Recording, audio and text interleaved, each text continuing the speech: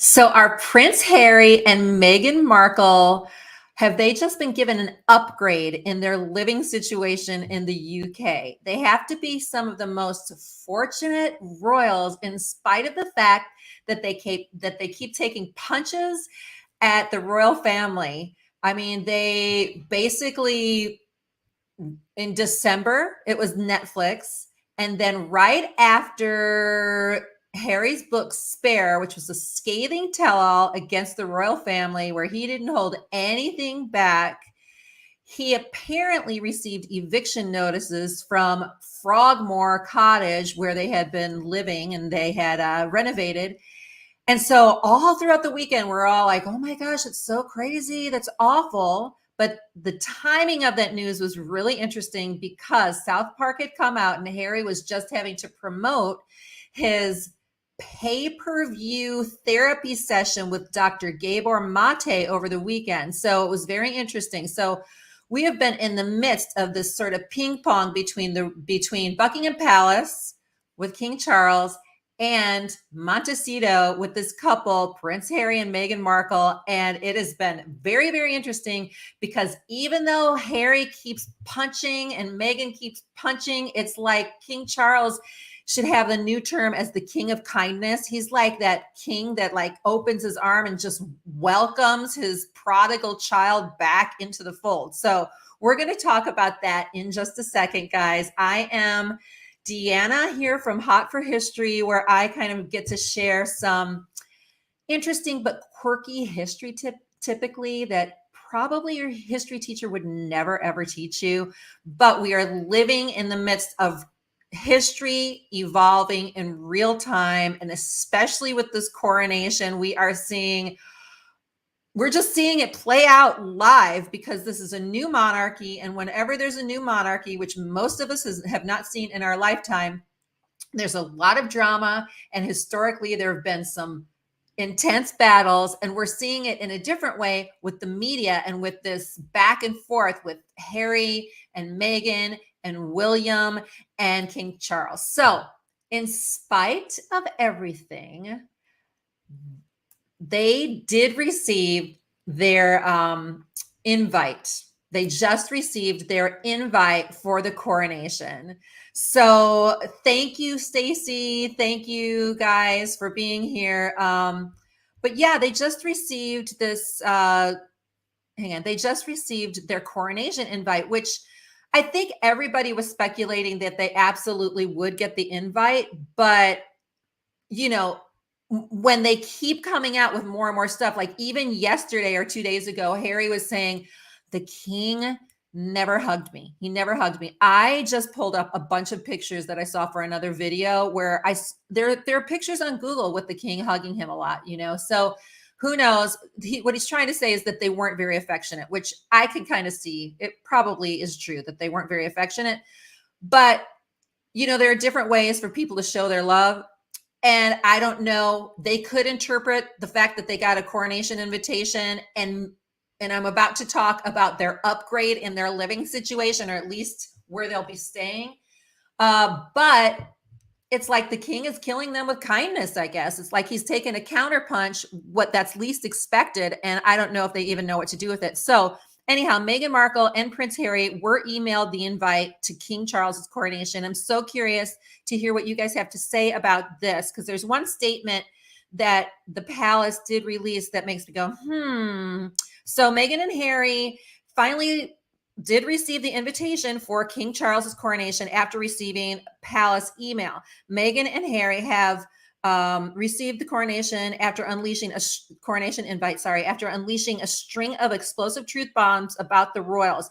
The Duke and Duchess of Sussex have given the bombshell interviews about the royals in Netflix, TV interviews, and podcasts in the past 2 years since Megxit, which is what I just said. It's like we've been fire hosed with constant news, criticism, tell-alls, whining. The South Park calls it wah. He's like the king of complaining. He's doing the opposite of what the royal family always has said: never complain, never explain. He's complaining and explaining, complaining and explaining, and talking about leaking and planting all the time.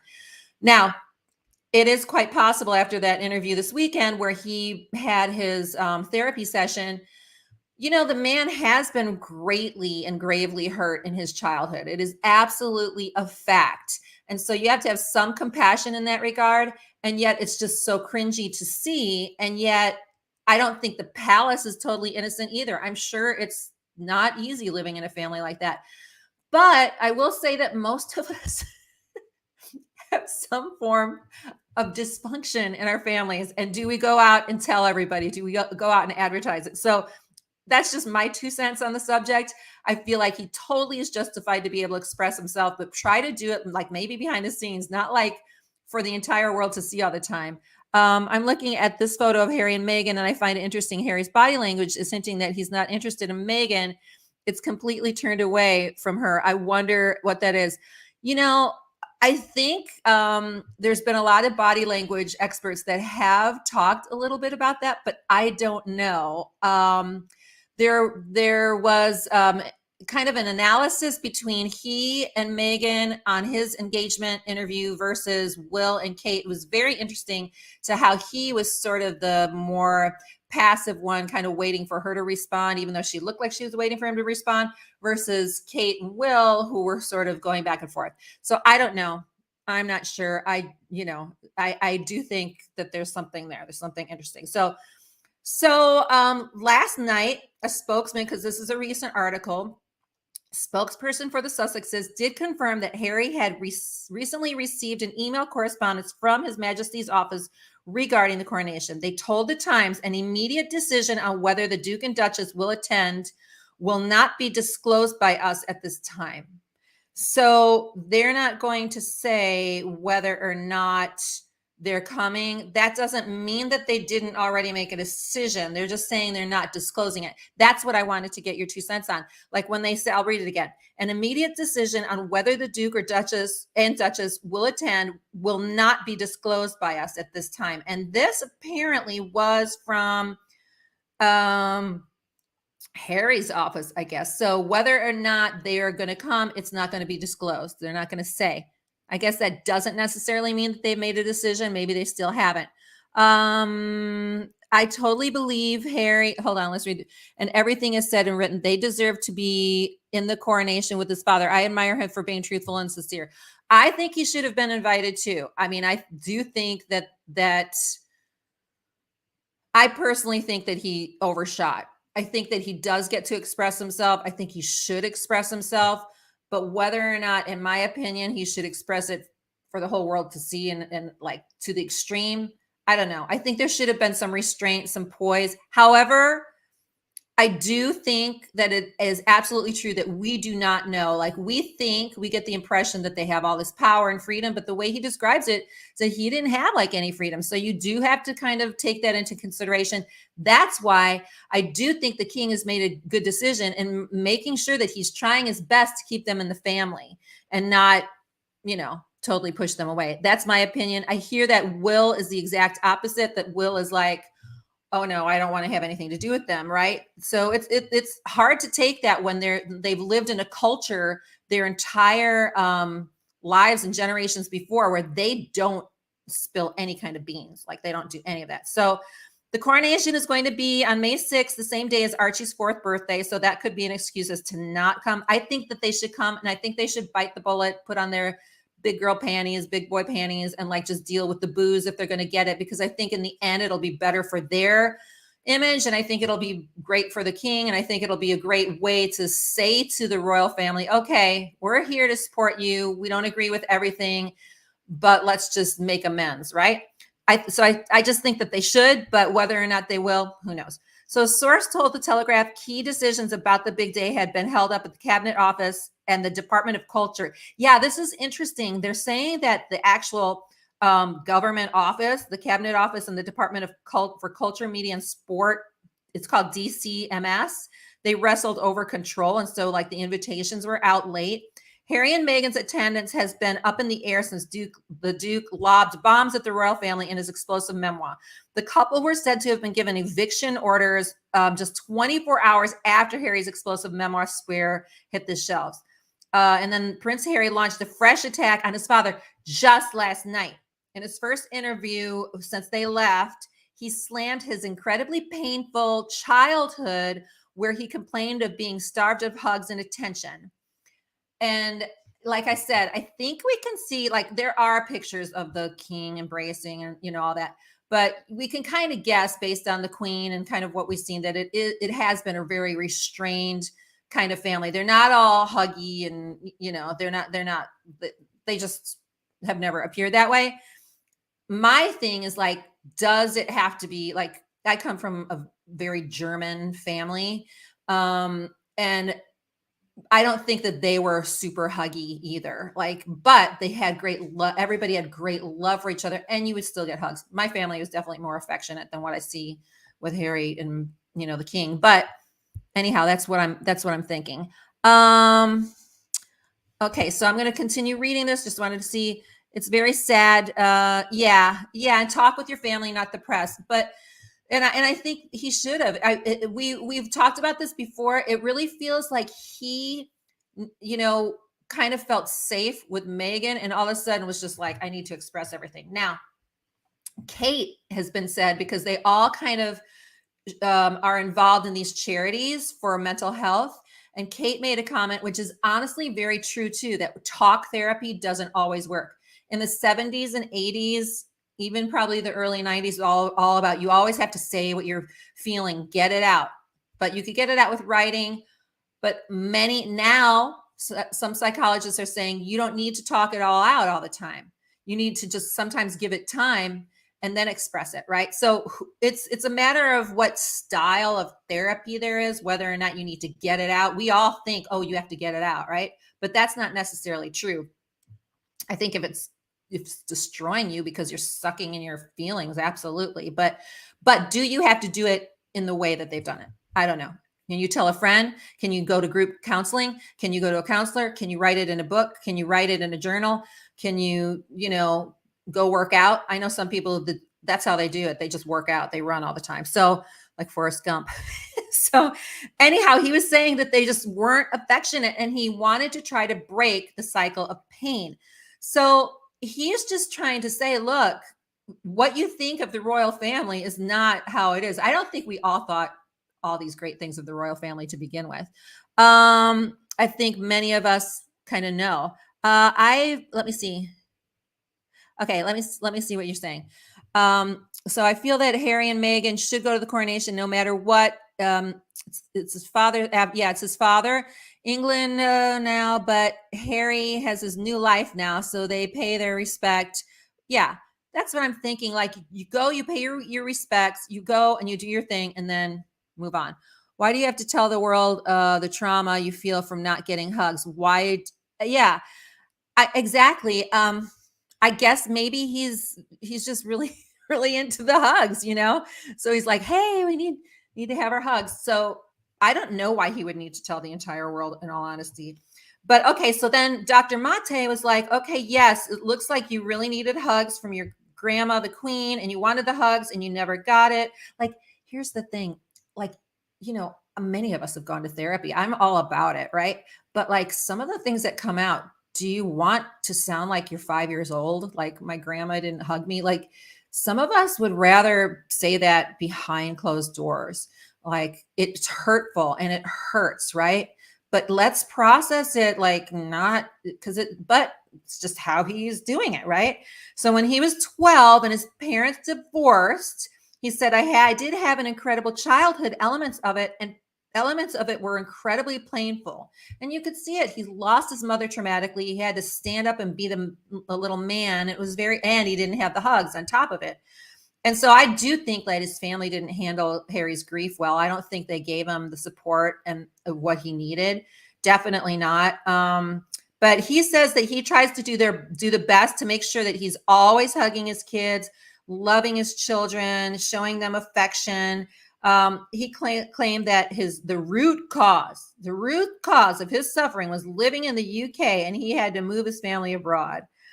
And then Dr. Mate says, well, I can see that you both come from broken families, so it makes sense that you guys would be together and be the couple that you are. Do you guys think, I'm just curious before I get into this next section, not that we know because we're all just speculating here. What is your vibe on their marriage like, or any marriage through all of this? Like, in my mind, it's like, I don't know how they could really survive all of this. Yes, pay your respect. It's a huge time for change. Be a man. Just like suck it up, buttercup. And my girlfriends, you know, they always say, put on your big girl panties. That's kind of a Chicago statement. That's how we are. We're a little bit tough like that when you come from that part of the world. Central Illinois specifically, if anybody wants to know. Living in Florida. Okay, part-time. Okay, royal fans are divided. I want to read some tweets. I have some tweets as to what people are saying, because some are like, why in the world did they send the coronation invitation to him? They should leave them out. Never invite them. I mean, you got to think of this as the fact that honestly, Harry is in the line of succession. Like he still is. And he is the son of the king. And this is a once in a lifetime event. That's why if he doesn't go, I mean, just go, you know, bite the bullet, all those things. Okay. So the fans are divided. They like, some are like, that was the right thing to do to invite them. And then others are like, no. So we know that they've been invited. Again, an immediate decision of whether the Duke or Duchess will attend will not be disclosed at this time. So they're not making their announcement. They're probably like watching things. So Prince Harry previously admitted that the question of his attendance is still up in the air. And he keeps saying that it's up to the royal family. Well, now the royal family has extended their olive branch. So now is Prince Harry going to accept, right? So here's a comment. They said, good. I hope Harry and Meghan make a quick decision to attend his father's coronation. I have supported Harry and Meghan since the beginning. Harry recently said in an interview, the ball's in their court. Well, Harry, the ball is now passed to you. In an act of good faith, you should go. That's one of their fans saying that. You know, you keep saying this. We've followed you. We've supported you. Please just go. Like, go to the coronation. Another statement, Harry can go if he wants to. It's his family, but he must leave Meghan and the kids out of it. So whatever. It's a little blunt. And then another, King Charles, this is all on Twitter. King Charles is Prince Harry's father, and hopefully everything will be fine in the British royal family. At this point, I'm hoping for reconciliation. I think people who really have been really upset by this on either side also want reconciliation. I think that is a common theme. I think most people want that. And then a fifth concluded the coronation will be a happier occasion without Meghan and Harry. The royal family, although no parent wants to exclude their own children at such important events, understandably. So it's totally mixed. And now back because we're going to talk about this in a second. One of the big things was right after the book Spare came out, he lost the cottage, right? So now this is where we're at, guys. So the title of my little live stream here was From Cottage to Palace. Like, when I say this is like the king of kindness in a sense, unless there's some kind of weird strategy going here, I know that they're renovating the palace. They're spending like $600 something million renovating the palace. Prince Andrew has the Royal Lodge at Windsor with like 30 rooms. Plus he had the apartment in Buckingham Palace after all he had done, right? So he's like, I'm not leaving the Royal Lodge. I am not leaving. I will stay here forever. But now the king wanted to kind of apparently make things simpler. And this eviction, while it does look, and it may be kind of a dig for them, like get the heck out, you got to think that the king is somebody who's really into sustainability and practical nature. And it was a lease that they had been given by the queen, not the house. It's an actual lease. And so they weren't living there anymore. And the king was moving things around anyhow. And then the book came out. So I think the timing he probably was a little ticked off and was like, hey, here's your eviction notices. But they're also moving people around. So what does the king do? Oh, let me see. Let's get Andrew out of his place, right? But let's move Harry and Meghan from a cottage into a palace. I mean, okay, so at first I thought this was a permanent move, but it might just be temporary. It might be like, okay, when you come here for the coronation, you can stay in Andrew's palace, in Andrew's apartments. But then others are saying, no, it's permanent. They're going to always have a place at Buckingham Palace. And in my mind, I'm like, it's like this guy, this king who doesn't give hugs. I'm sorry, Harry, that he doesn't give hugs. And I know that must hurt. Really. I mean, especially for somebody who is apparently likes, his affection, right? But he is showing some love and consideration for his son. And I think that he's done that a lot. So let's get into this a little bit. Let me read some comments first. Hold on. Okay, I've got a couple. I would like to see them go, but I would also like them to keep Frogmore for the UK home. I know, well, that would have been nice, except for that they're hardly there. And he just said, I mean, that would have been nice, especially since they spent all that money, and it must have made them feel bad. But if they're not there that much, it's sort of like, they're moving people around. So yeah, it would have been nice, but it isn't. But since they're not there all the time, they're not that old. I mean, late 30s, whatever, in London, in a palace now.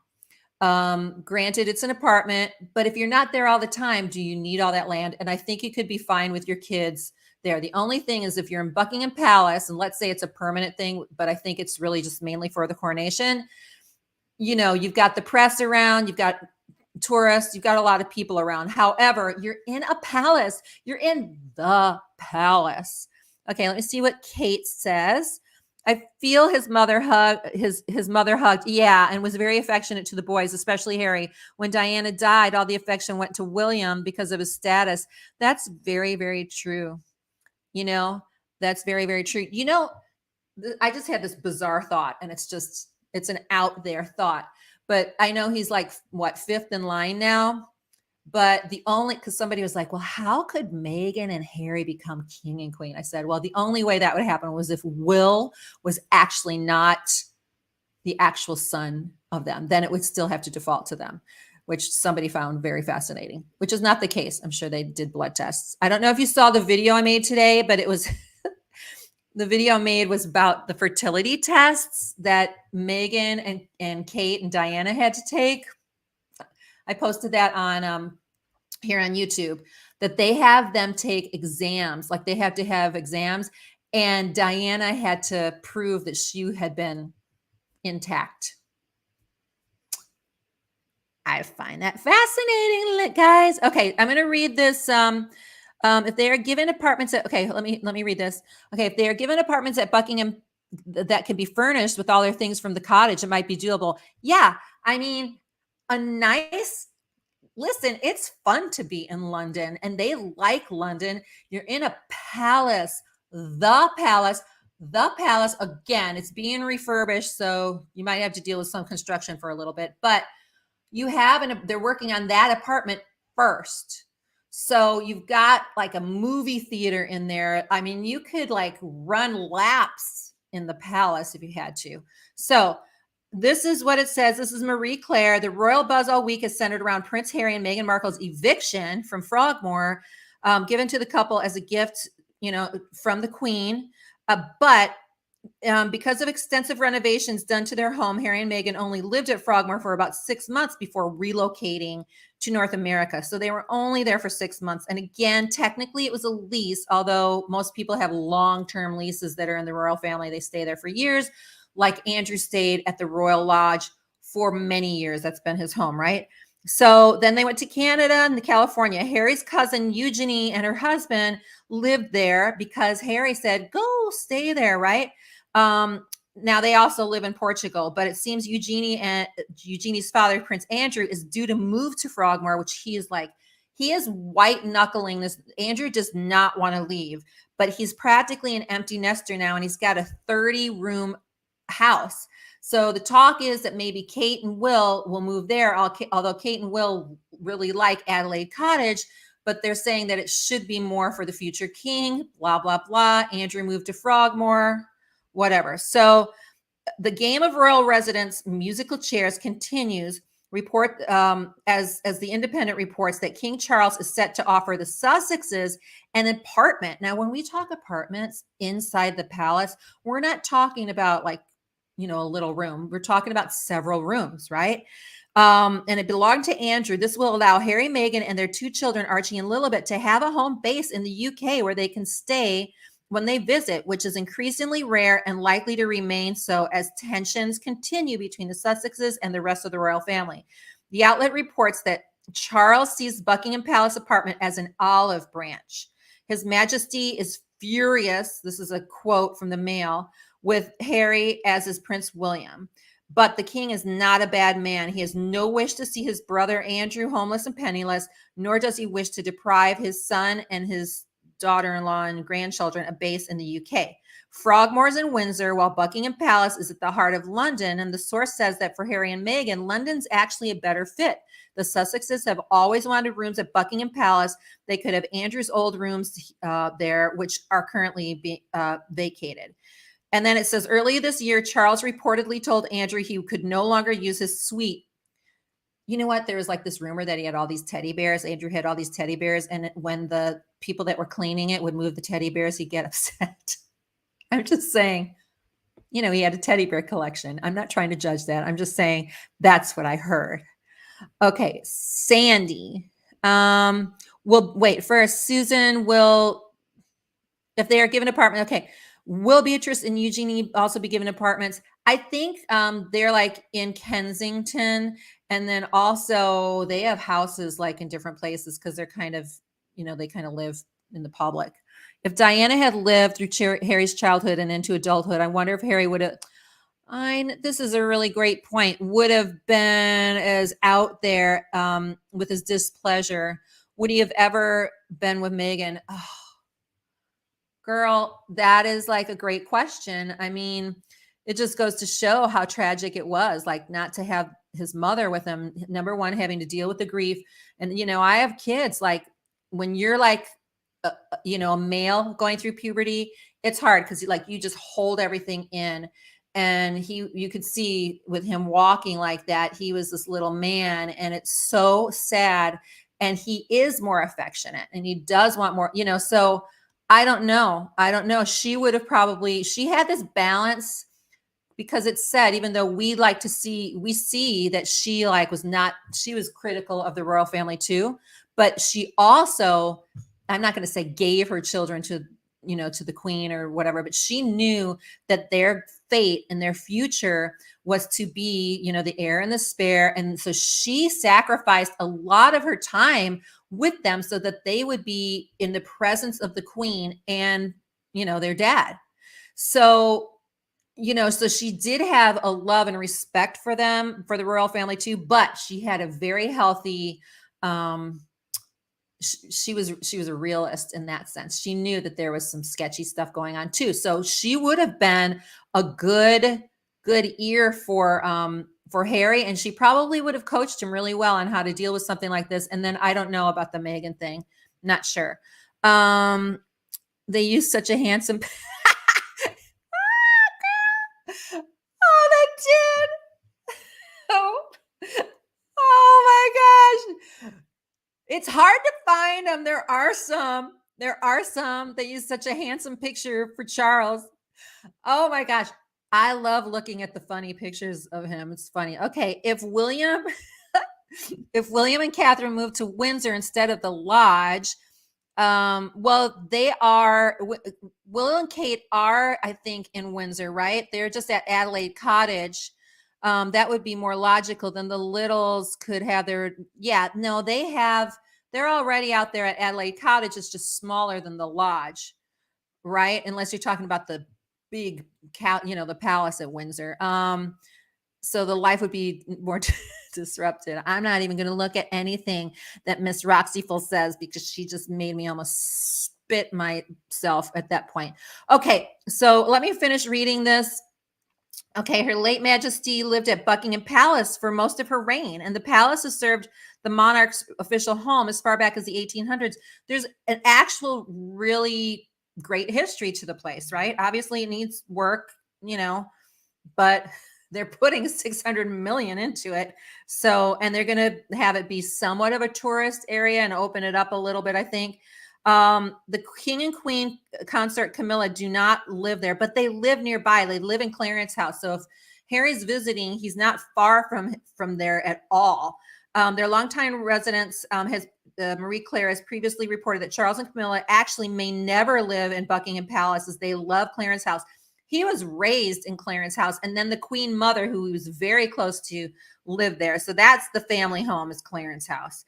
And then actually Harry and Will, like, it was the house that, I mean, they lived there with them too, even as teens.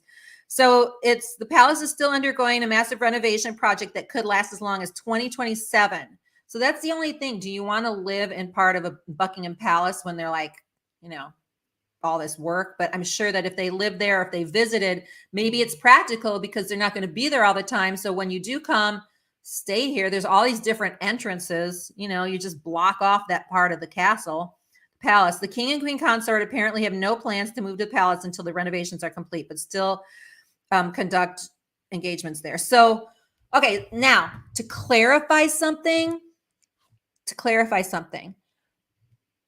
This is Marie Claire saying this. Now, we don't know if he's offering Buckingham Palace to them permanently. Like, that is one report. The other report is that they might stay at Buckingham Palace for the coronation. That's a very different thing. It's like, you don't know if you really have, maybe it's just for the coronation. Although the reports before that were that they had Frogmore Cottage through the coronation. So it's very confusing. I mean, we're just all, speculating things based on, what we hear.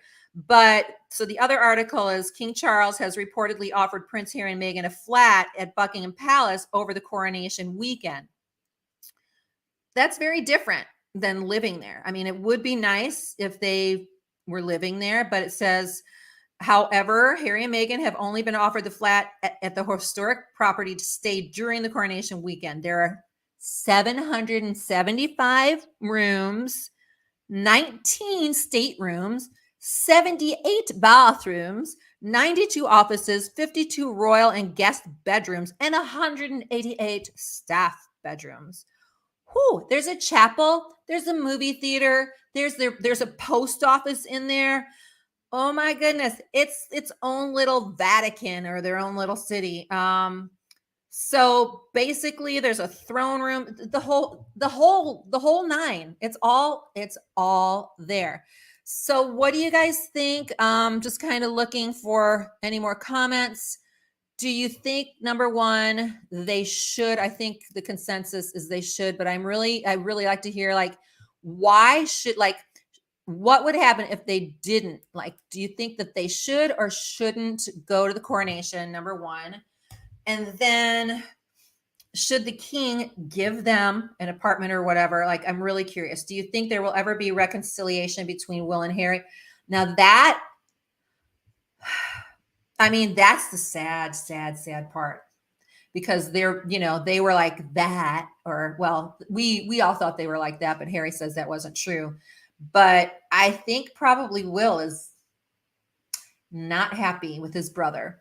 I mean, it does. I mean, they're polar opposites in the ways that they kind of are with the media. Polar opposites.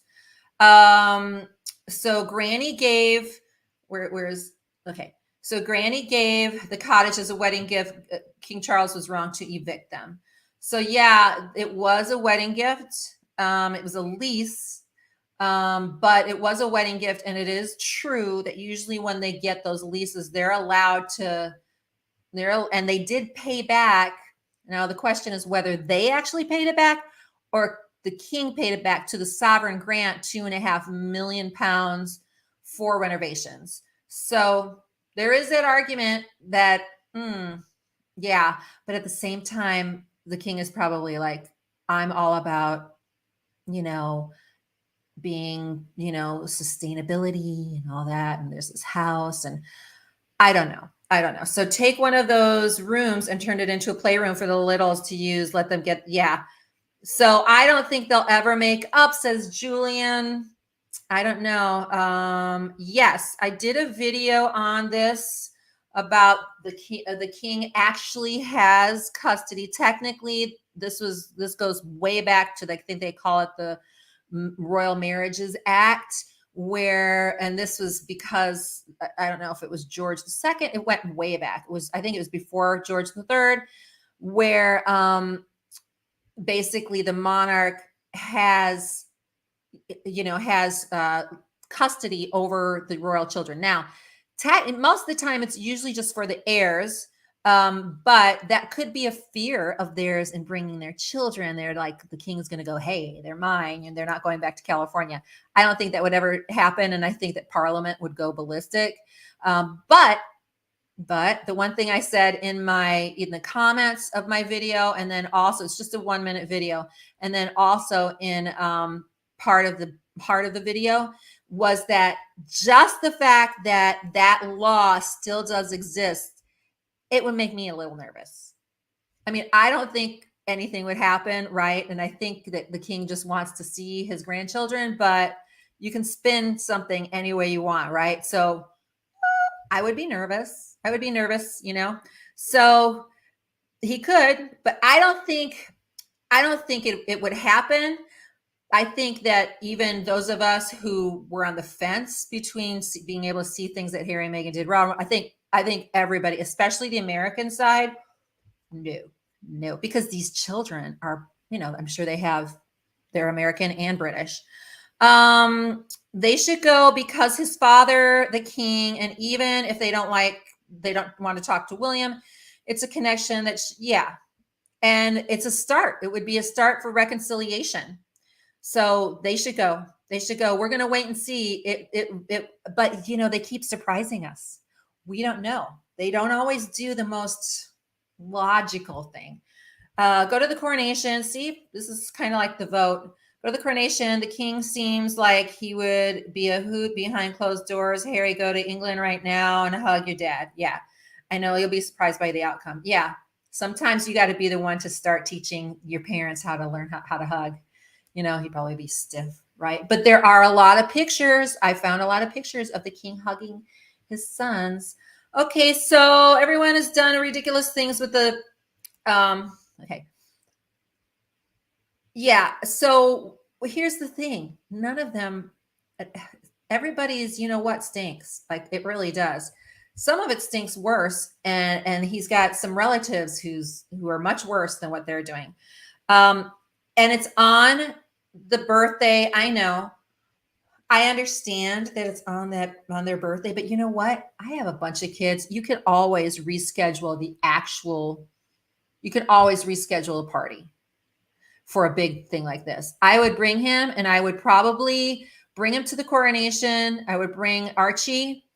And I would make the most of it. I would make it be like his birthday. Because you know how kids are. It would be like, listen, this is so special. It's how you present it to the kids. It wouldn't be like, oh, we're missing your birthday. I would never say it like that. I would be like, we're going to go and see your grandfather. And it's going to be this giant party. And it's not just his party. This is your party. Because this is like, I would make it into like Archie, you're not going to believe this. It's a palace. And you're part of this. This is this is part of your family. You want to see the palace your grandfather owns and that you own and that your dad wasn't like, that's how I would present it for his birthday. But I would make sure that Archie had this cake, and then I would make it like a weekend. So that would be me. I would put the two together, win-win. But I don't know if that's what they're going to do. Okay. There's a lot of toxic history there. Yes. Okay. Perhaps going no contact is the best option for both parties right now.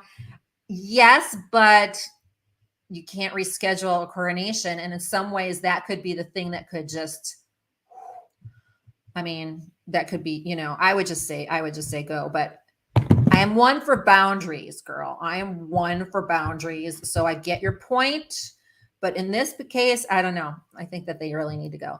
Okay, so guys, I'm so grateful for all of you guys. I just hit 200,000 subs, started last year, just going live now. I just finally figured out a plan for doing longer form videos that everybody's been asking for a long time. I do like this live thing. I am going to get better at it so that I can actually figure out how to do this.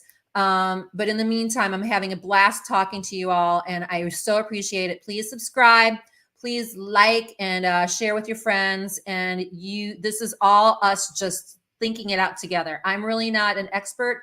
I'm just a huge fan of history, and I think all of you guys are as well. So have a great night, and we will talk to you every time I think there's going to be a lull. There's something else. So I'll see you soon. Bye. Have a great night.